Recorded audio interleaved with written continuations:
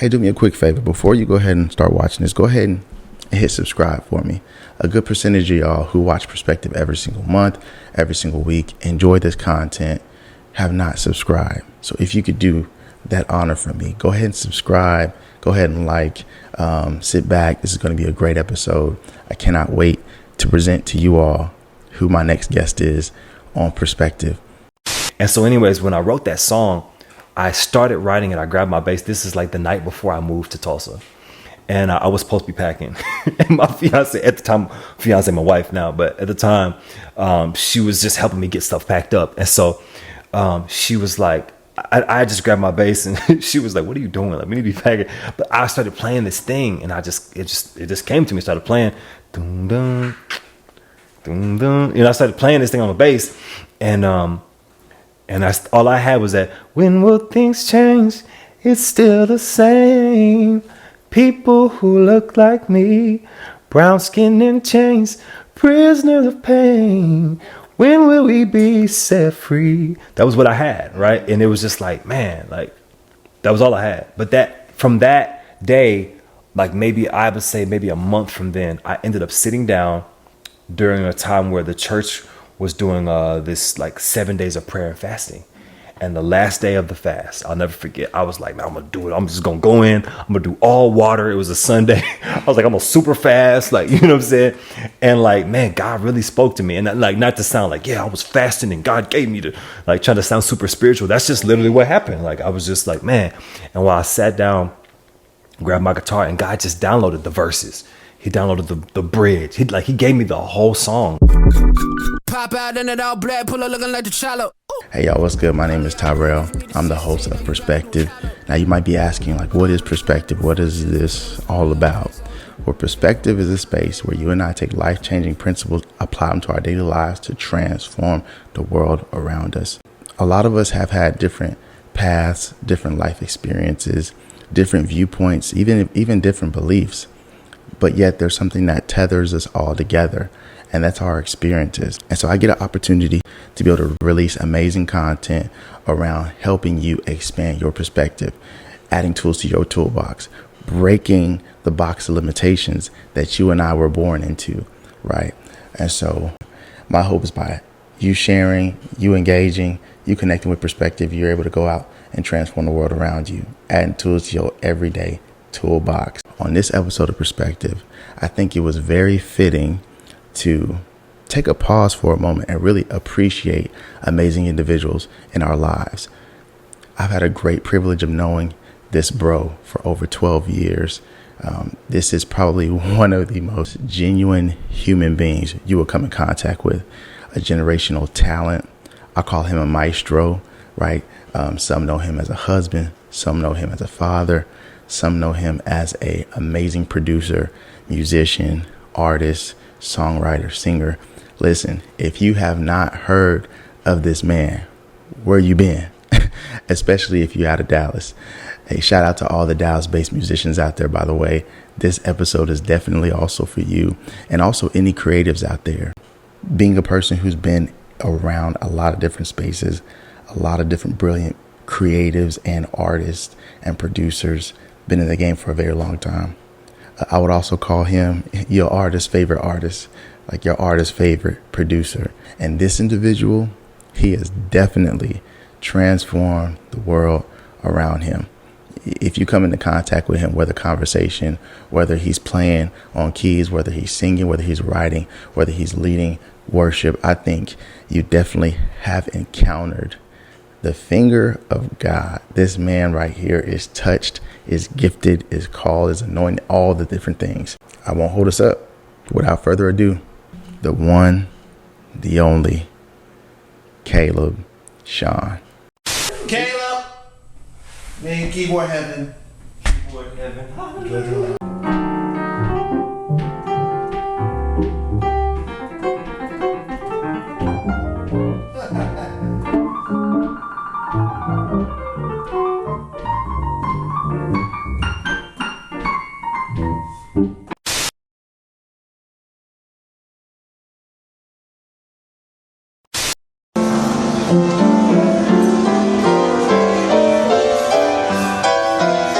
Hey,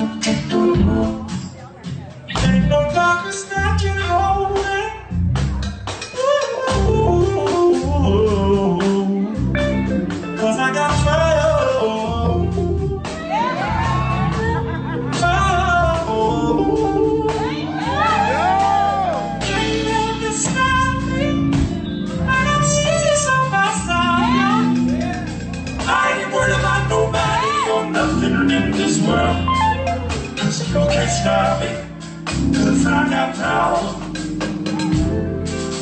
I got power.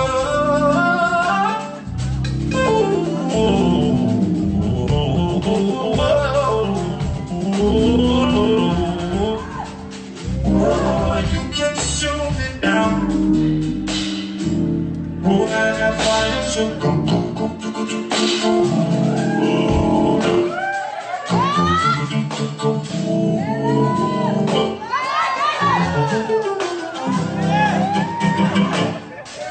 Those fire running through my veins.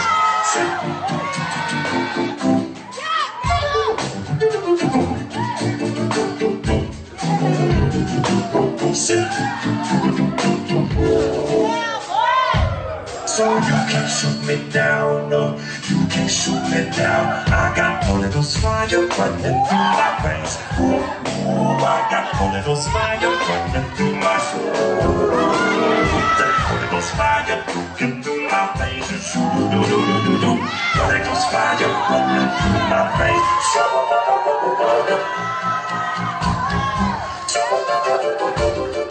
That's what I do to my enemies.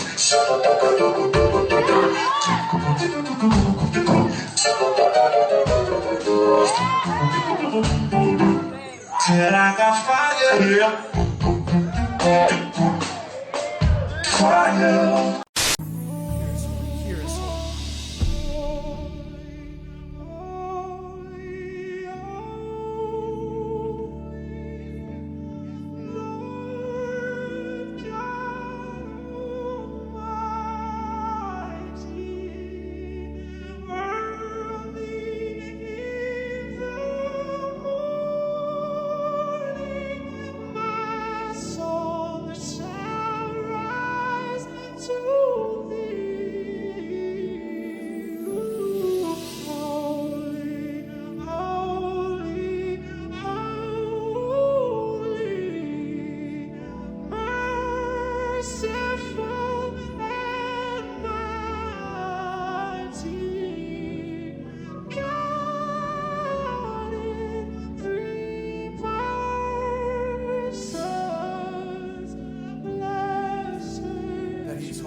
That he's holy.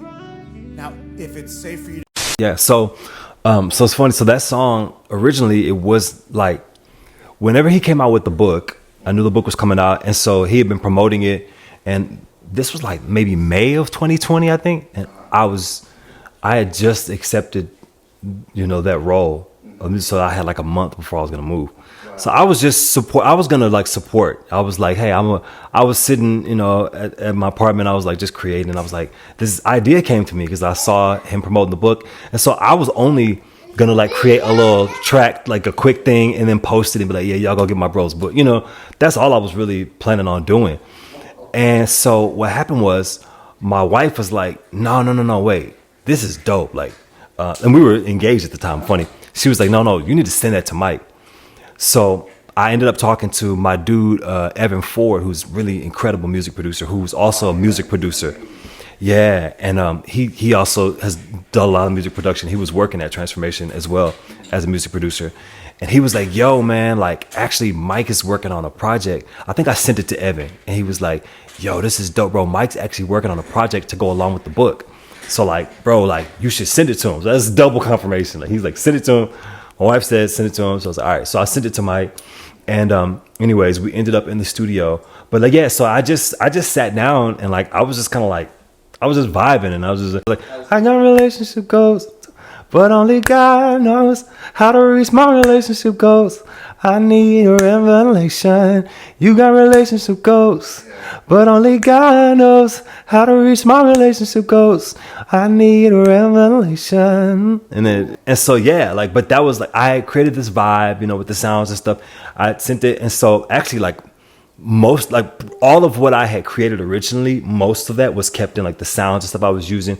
And then we wrote verses, myself, Mike, and my dude Evan Ford. We ended up writing verses, like kind of like filling some of the space on that first verse.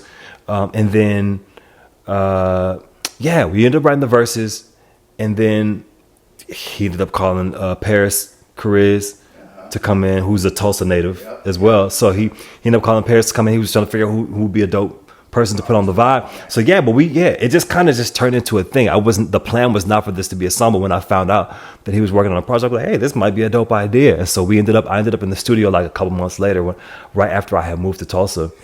And it was crazy, man. I ended up in the studio, was working on the song, and we recorded it, and it turned out to be a vibe, bro. It just, we finished it, and Evan, myself, and Mike, we ended up producing it out. And my dude Matt Marin, super dope producer who also works a lot with Evan as well. He's actually there at Transformation, incredible music producer. He's one of the music producers there, and he's been going crazy with all this new stuff they've been doing lately. So yeah, shout out to Matt as well.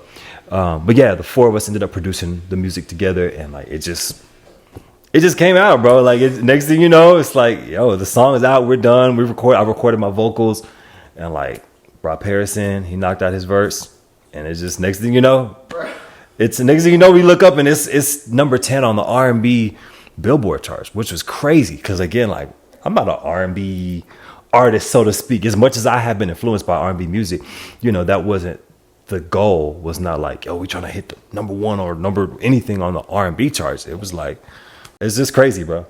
R&B, honestly, believe it or not, I've not really toured with any major R&B artists. I've done some work recording and producing with some major R&B artists, like pop R&B. Several years ago, man, it's been a minute, over 10 years ago now. It's weird. But I produced a Beyonce song, Best Thing I Never Had. So I've never played with her live, but I did produce that song with my dude S1, a couple other producers as well. Babyface wrote that song. It's crazy. It's what? Babyface. Side note, and you're probably gonna be like, this is not a side note, but my dad and his brothers, they had a number one hit back in the day called Roses Are Red. Babyface wrote that song.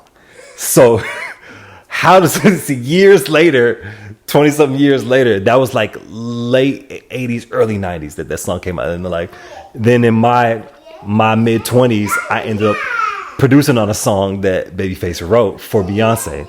Just crazy how God just circles things back around. I don't know. So, man, Beyonce, I've done some stuff with my dude S1. Like I said, I got to shout out S1 because he really brought me in and just taught me so much in the music production world. And so a ton of the major placements that I've gotten on songs with writing, producing were from working with S1. So did a lot of stuff with S. We did there was a Gladys Knight project. She put out a song. It's been a few years now. And so, yeah, man, it's been so many different things. What's my dude's little brother? I don't know if you hip to that. They're kind of underground, but not really underground. Little brother, Lecrae. I ended up writing the hook and singing the hook on his song "Wish." Came out some years ago. Was that on Anomaly? It was on Anomaly. Yep, on the Anomaly record. And the Anomaly record, the album went gold, which is crazy. Yes, the Anomaly album went gold. Yeah, Snarky Puppy, man. Before they had moved to New York, they built that sound that they were kind of starting to get from connecting with Dallas musicians, and it was kind of that UNT jazz mixed with Dallas kind of gospel and R&B and funk musicians, and so that sound, because it came from that space, and I was always around with some of the same musicians. Shout out, man, R.I.P. my bro Sean Martin, man. It's just so crazy that he's not here.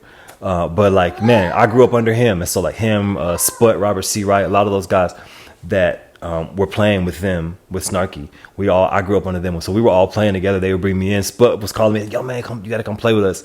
So that's how I ended up doing some stuff with them as well. Yeah, bro, it's just been crazy, man. Over the years, the way things have connected. I'll say this was 2018 or 2019, I think it was.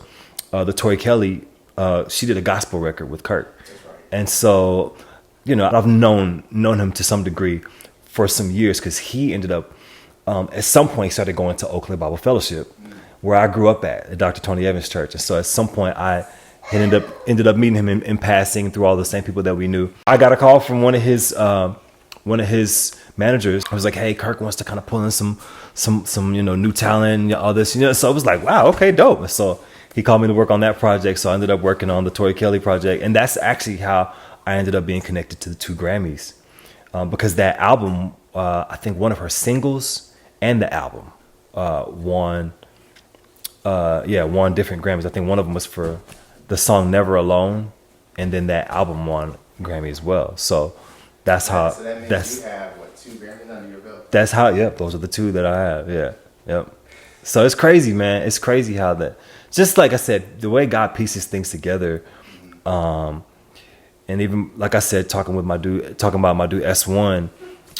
There's a. Do you remember Kanye Jay-Z album that they did, Watch the Throne? Yeah, I remember it. So, right. So that album, there's a song on there called Murder to Excellence. Okay. And Swiss Beats did the first half, which is called Murder. All right. S1 did the second half, which is called Excellence. Oh, okay. And so I did like some additional keys on that track, on the Murder to Excellence. It's crazy. Like I got a track with Ye and Jay-Z, that I'm playing on. It's like, it's just all these different spaces, man, that God has allowed me to work in, even with gospel. Like I worked with Tamala Man. Okay. Myron Butler. And with Kirk, that classic connection.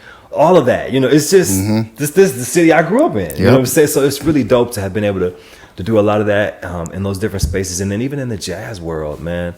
I don't know how much of that you listen to, but there's a few different jazz artists that I've worked with that like are literally legendary players. Marcus Miller is a legendary bass player. Stanley Clark, both of them legendary bass players, and they've like paved the way for sound. I'm sure you've heard the name Miles Davis. Even if you're not, I know Miles Davis. Right. So like Marcus Miller he's responsible for honestly helping to some degree reinvent Miles Davis's sound. When he switched over to electric jazz. Okay. Marcus was helping out with that, and like Marcus has done stuff with everybody, man. Luther Vandross, Anita Baker. You could just name. He's like, stop it. He's done so much creative things in that space, and so man, God has just blessed me, man, to be connected with lots of different artists in different realms, lots of different styles of music, because that's kind of how I always grew up. My parents, my dad is a musician, my mom is a singer, and so that was everybody in my household. My siblings all play instruments. That's what I always knew. It was music, but we always listened to like a lot of different things. One day you hear Ella Fitzgerald and Nat King Cole. Next day you hear CeCe Winans. Right. You know what I'm saying? And the Winans. Next day you hear Toby Mac and DC Talk. Next day you Sam Cooke. Like it was literally like it was everything. Luther Vandross is playing. That's how I grew up. So I just have an appreciation for music, man. Like and that's big to me, and that's one of the gifts that God has gifted me with, is like with diversity. Yeah. Like it's just diversity in general. So with people, with sound, like I'm not like, oh, I just gotta be in the black church. It's just, like, no, like it's the body of Christ. Like the sound that I have that God has given me is a culmination of everything that has impacted my life and so my ears naturally, some people might not listen to that or to this or to the other style of music or whatever it may be. I'm like, no, just because I'm an African American man, a black man in America, doesn't mean that I'm only listening to, Kirk or just, or just black artists, so to speak, man. I listened to the Beatles growing up, and I listened to, I can sit here and go down a whole list of artists that are not black that I've listened to that have impacted me, and styles of music, that I just love, man. Man, I think styles of music and culture surpasses ethnicity and race and kind of the man-made limitations we put in barriers. So music is a universal language, man. Everyone understands it. So I think that's amazing. Seriously, I think, and even some of the inspirations you have for, you even writing your own stuff. Like, how did Revival come about? The song you released. So Sim Revival, that song. So that I wrote that, actually, it's crazy. I wrote that in 2020, right after I had moved to Tulsa. And actually, it's crazy, man. Living in Tulsa, side note, was a very much so a very awakening for me, because I didn't know the history in Tulsa. I had no clue.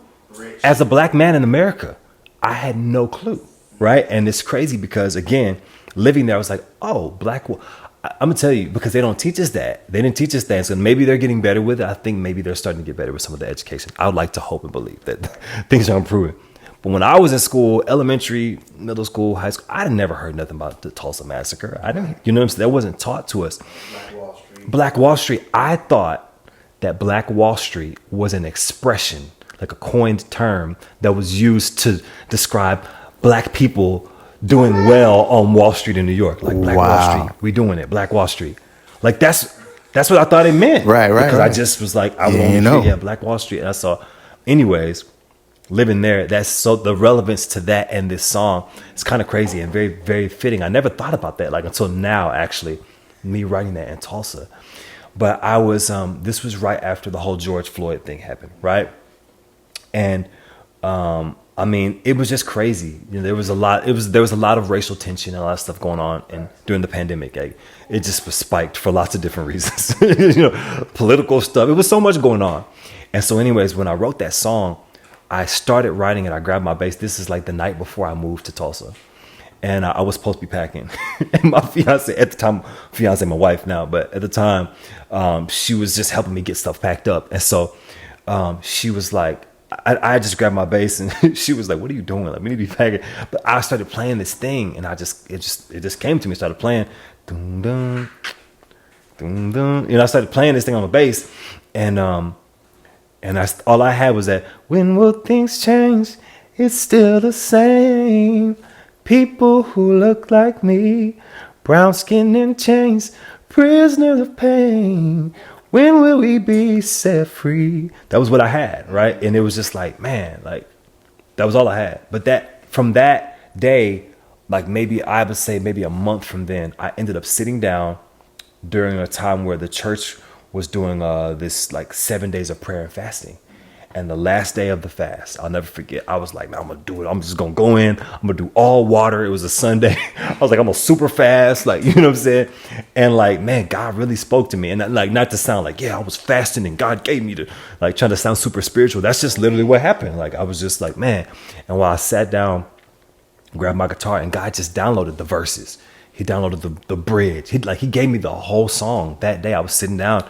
And I just started, I finished the verses, and it just was something that I started thinking about, the verse in, I believe it's 2 Chronicles, which talks about, it basically says, and my people who are called by my name, if they will humble themselves, seek my face, and turn from their wicked ways, then I will hear from heaven. And yeah, forgive them their sin and heal their land. And so that's where that came from, because in the chorus, at the end of it, the chorus is just, oh Lord, oh my Lord, send revival, oh Lord, oh my Lord, send revival. And then, it ends, and heal our land. That's the chorus, so that's where that came from. And I was thinking about what was going on in the world at the time. And there was so much madness, and this, the pandemic was hitting, racial tension, all of that was going on. And so that's what was in my spirit. That was what was in my heart. And I felt like the Lord wanted me to release that. And so, that was how it stirred. And I didn't release it till 3 years later, but that was where it came from, bro. That's where it came from. Man, that was timely. Out of Tulsa. Yeah, there's something. Hey, bro, that's in the water. It's something in the water, bro. For real. Yeah. Yeah, man. So what are you working on right now? Any touring? Talk to us about what's going on right now. Yeah. So right now I've been touring with PJ Morton. So shout out to PJ. That's my homie, man. He's a great dude, incredible artist, and even more incredible of a person. Like, seriously, he's just fun. A genius mind, man. Incredible writer, songwriter, singer, musician, like everything. And we did a Europe run for like 5 days. We did the States in the tour in the States, rather. That was all of August. And then we just did a Africa run for about like 12 days. And Didn't I see y'all playing basketball on social? you definitely did. You definitely did. And he definitely posted a very partial video. Only half the story, but no, it's fun though. Yeah, no, PJ can hoop, man. It's fun. I actually met PJ. I can't remember what year it was, but like I said, I've been a fan before I ever connected with him. Like I've been listening to his music, supporting him for years. But we actually we met in person. I came out to one of his shows, and we knew a lot of people in the same spaces. And so because I ended up meeting him backstage, we had talked a little bit. And so at some point, I think maybe he had followed me on Instagram or whatever. And in 2019, he sent me a DM and was like, "Hey, bro, hope all is well with you, man. I'm actually, planning to do another tour coming up, in a few months this year. And so I really wanted to, be specific about what I'm looking for. I'm looking for someone who can play and sing.